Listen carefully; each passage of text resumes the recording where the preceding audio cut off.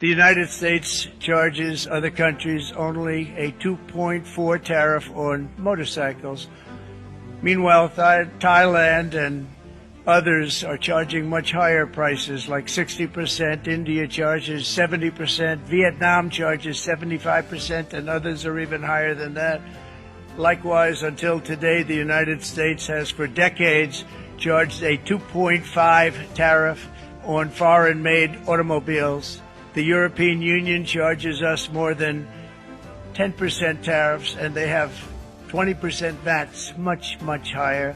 India charges 70%, and perhaps worst of all are the non-monetary restrictions imposed by South Korea, Japan, and very many other nations. As a result of these colossal trade barriers, 81% of the cars in South Korea are made in South Korea. 94% of the cars in Japan are made in Japan. Toyota sells 1 million foreign-made automobiles into the United States, and General Motors sells almost none. Ford sells very little. None of our companies are allowed to go into other countries. And I say that friend and foe. And in many cases, the friend is worse than the foe in terms of trade.